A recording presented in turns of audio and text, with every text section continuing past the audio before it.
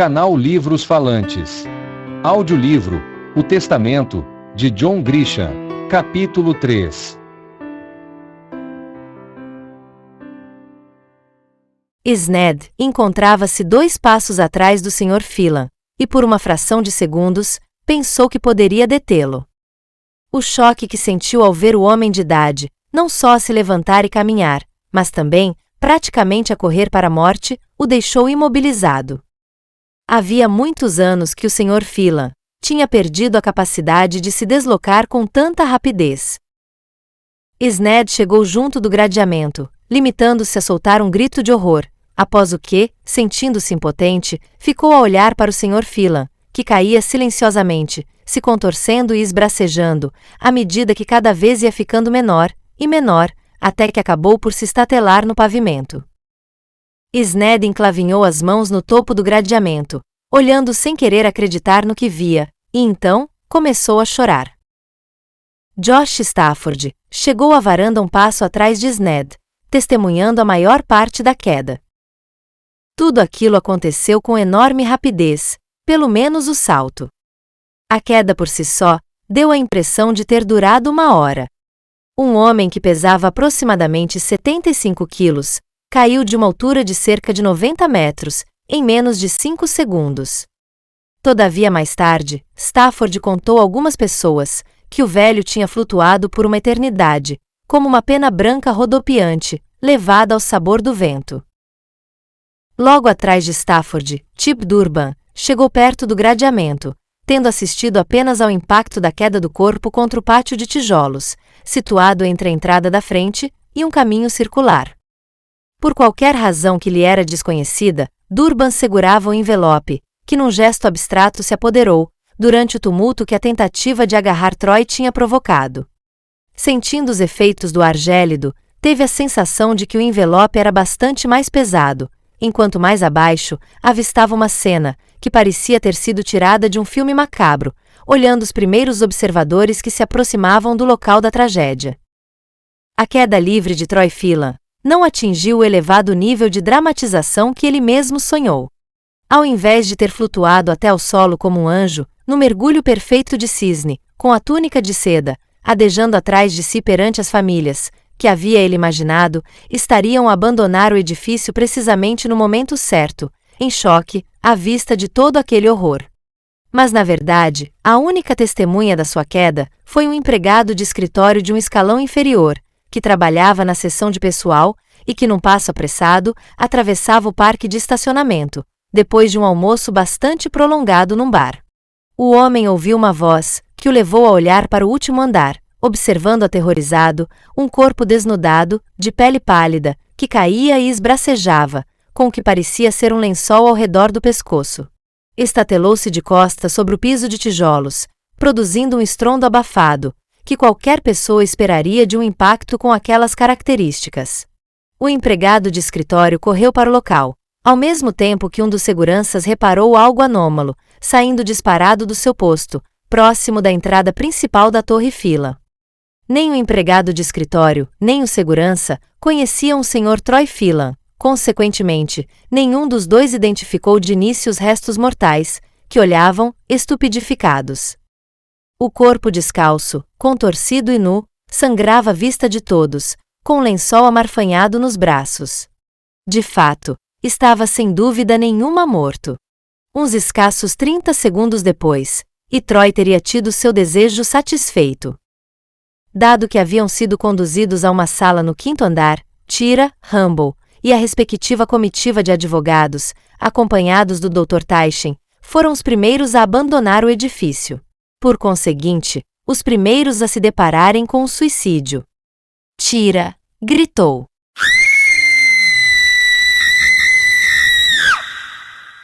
Não de dor, nem tampouco por amor ou por um sentimento de perda, mas sim devido ao choque de ver o velho Troy estatelado no pavimento de tijolos.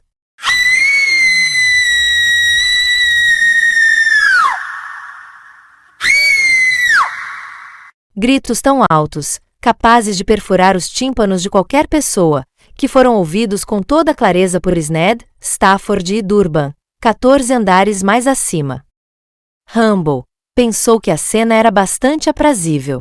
Uma criança, que era um produto da televisão, viciada em videogames, achou que aquele derramamento de sangue era como um ímã que o atraía. Afastou-se da mãe, que continuava a gritar, ajoelhando-se junto do pai morto. O segurança de serviço colocou-lhe uma mão firme sobre o ombro.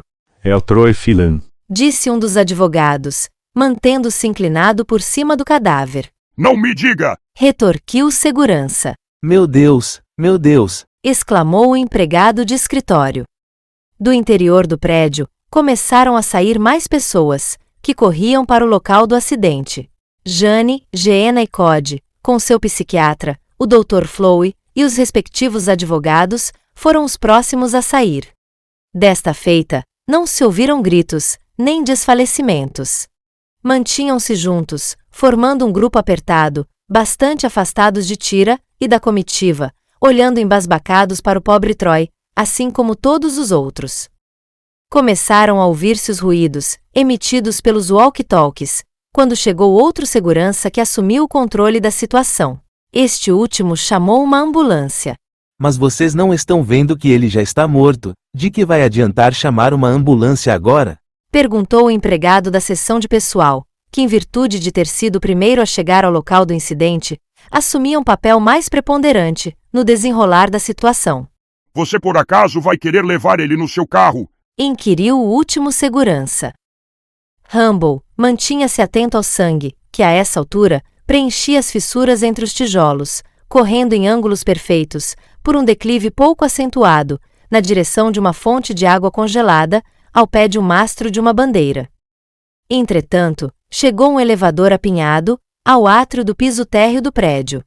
As portas se abriram, dando saída a Lillian e a primeira família, acompanhados da sua comitiva.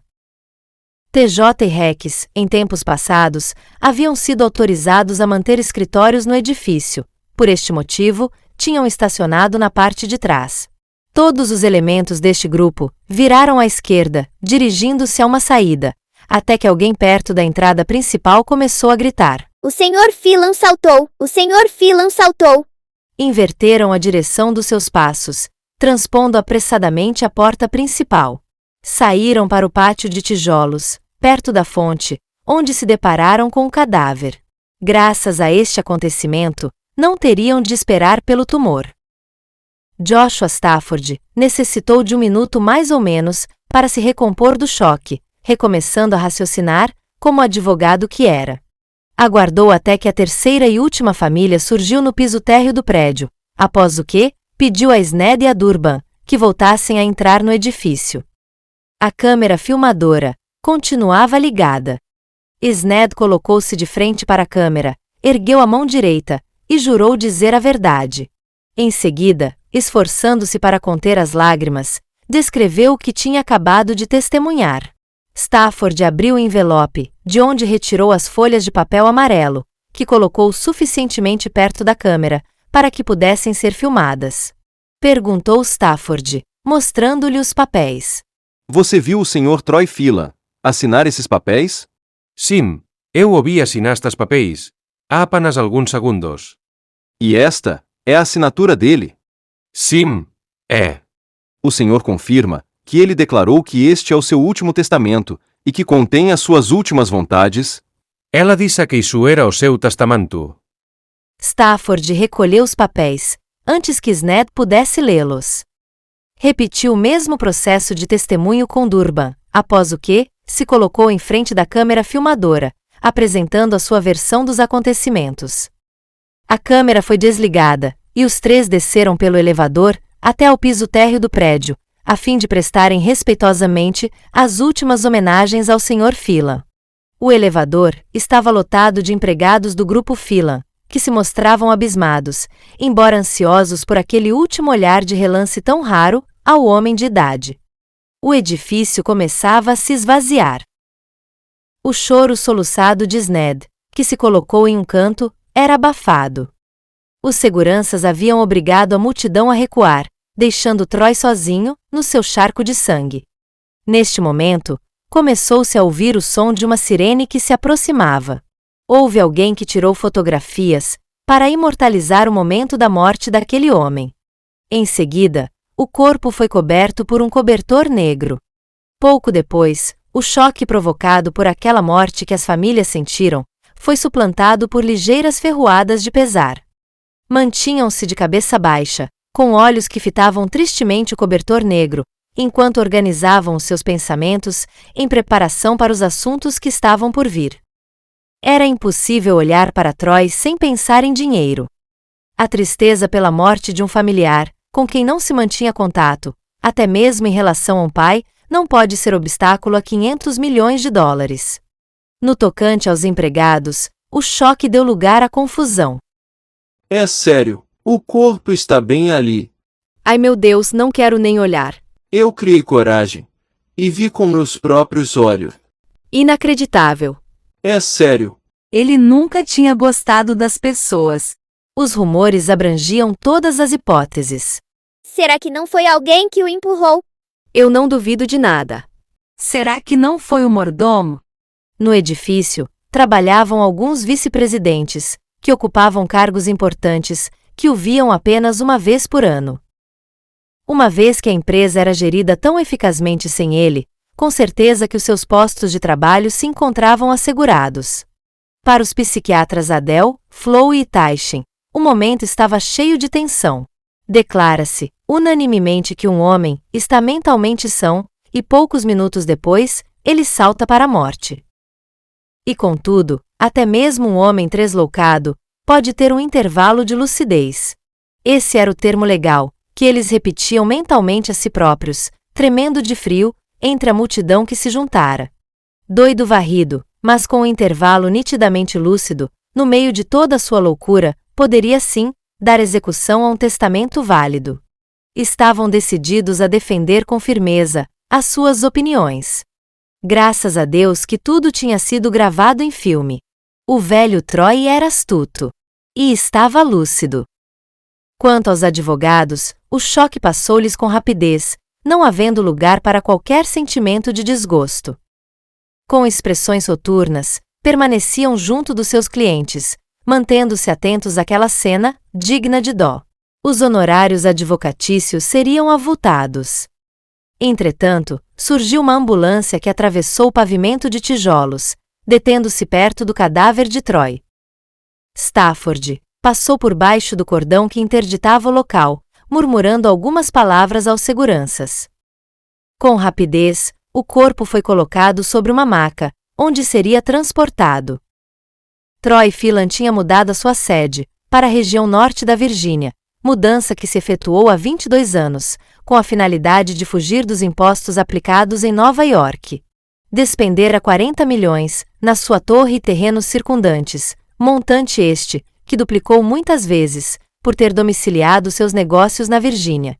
Conheceu Joshua Stafford, um advogado de Washington, D.C., em franca ascensão, no decurso de um desagradável processo litigioso, que Troy perdeu e que Stafford ganhou. Troy admirava o seu estilo e tenacidade, o que o levou a contratar os seus serviços. Ao longo da última década, Stafford duplicou o volume de negócios do seu escritório, enriquecendo às custas do dinheiro que oferia por defender as causas de Troy. Durante os últimos anos da sua vida, ninguém foi tão íntimo do Sr. Phelan como Josh Stafford. Ele e Durban regressaram à sala de reuniões do 14º andar, fechando a porta à chave. Sned foi dispensado, com instruções para que não desse nas vistas. Ligando a câmera filmadora, Stafford abriu o envelope, de onde retirou as 3 folhas de papel amarelo.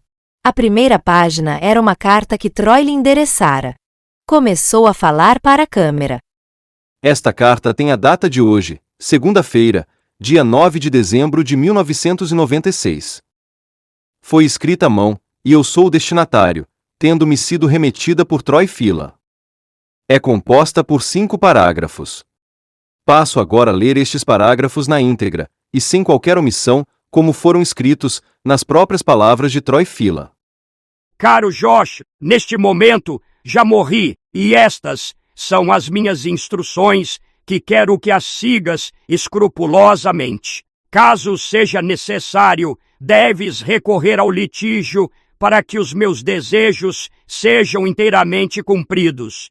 Em primeiro lugar, quero que me façam uma autópsia rápida, o que se deve a razões que mais tarde serão da maior importância. Em segundo lugar, não haverá funeral, nem qualquer serviço religioso, seja este de que espécie for. Quero ser cremado, e as minhas cinzas devem ser espalhadas pelo ar, por cima do meu rancho no Wyoming. Em terceiro lugar, quero que o meu testamento seja mantido em segredo até o dia 15 de janeiro de 1997. A lei não exige que o apresentes imediatamente. Deves guardá-lo durante um mês. Até mais ver, Troy. Com lentidão, Stafford colocou a primeira folha de papel sobre a mesa e, cuidadosamente, pegou a segunda. Ficou a examiná-la por um momento, após o que, recomeçou a falar para a câmera. Este é um documento composto por uma página, que substancia o último testamento de Troy Phelan. Vou proceder à sua leitura integral. O último testamento de Troy L. Phelan. Eu, Troy L. Phelan, de posse de todas as minhas faculdades mentais, expresso por este meio a revogação de todos os testamentos e codicilos anteriores, por mim executados, dispondo dos meus bens da seguinte maneira: aos meus filhos, Troy Phelan Jr., Rex Phelan, Libigail Jeter, Mary Ross Jackman, Jeanna Strong e Rambal Phelan, deixo a cada um uma soma em dinheiro necessária para pagar todas as suas dívidas até a data de hoje. Quaisquer dívidas em que incorram a partir de hoje não serão abrangidas por esta doação. No caso de qualquer um destes meus descendentes tentar impugnar a validade deste testamento, a doação que lhe cabia será automaticamente anulada. As minhas ex-mulheres, Lillian, Jane e Tira, não deixo nada. Na sequência dos processos de divórcio, todas foram adequadamente providas em termos monetários. O remanescente dos meus bens será herdado pela minha filha Rachel Lane, nascida em 2 de novembro de 1954, no Hospital Católico em New Orleans, Louisiana, de uma mulher de nome Evelyn Cunningham, que já faleceu. Stafford nunca tinha ouvido falar daquelas duas mulheres. Foi obrigado a recuperar o fôlego, antes de poder prosseguir.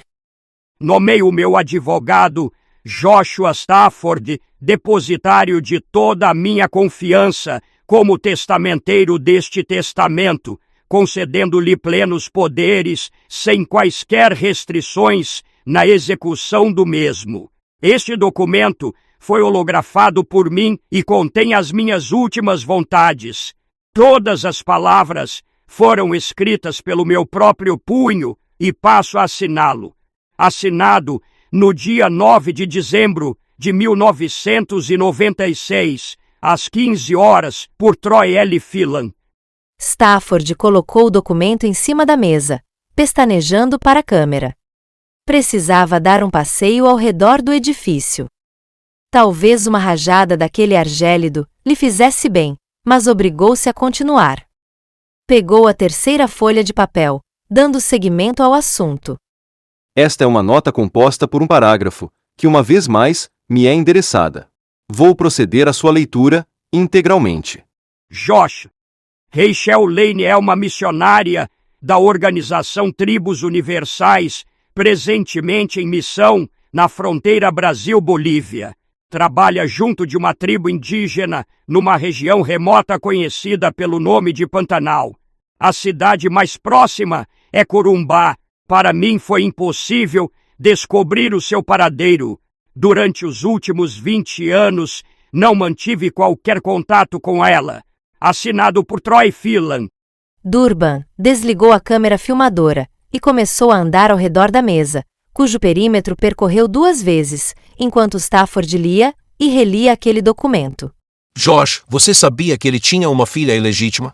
Com um olhar abstrato, Stafford fitava uma das paredes da sala. Não. Já elaborei 12 testamentos a pedido de Troy, e ele nunca mencionou a existência dessa filha. Imagino que não devíamos nos sentir surpreendidos. Stafford havia declarado em várias ocasiões que era incapaz de ser surpreendido por Troy Phelan.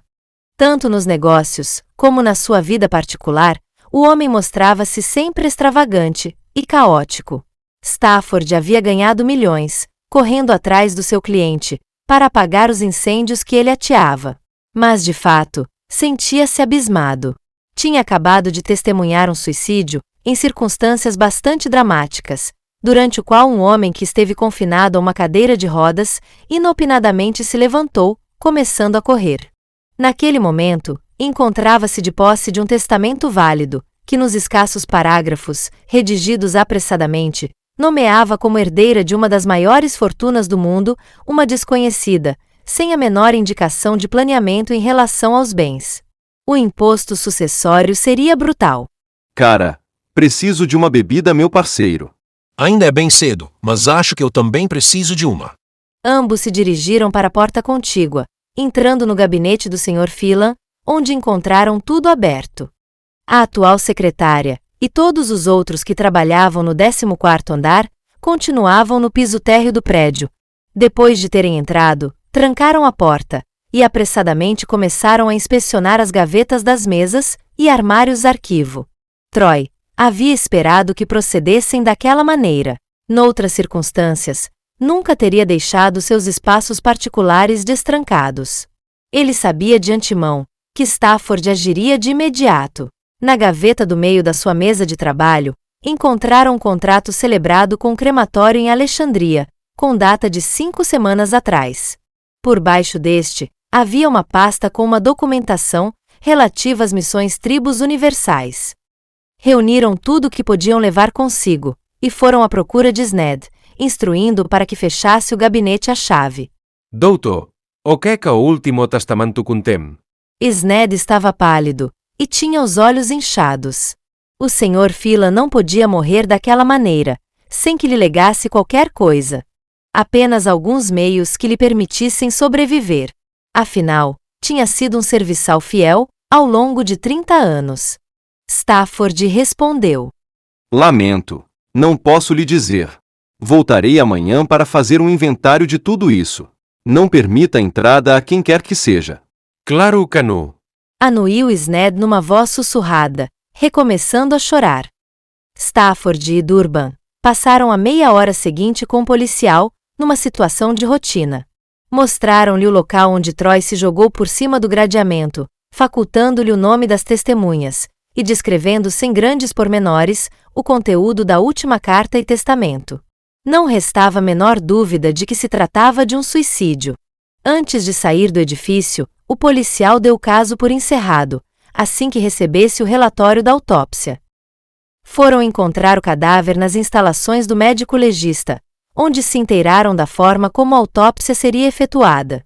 Durban perguntou numa voz segredada, enquanto aguardavam por alguns papéis: Por que é que estamos tão interessados nesta autópsia? Para que a inexistência de entorpecentes fique comprovada, assim como de álcool.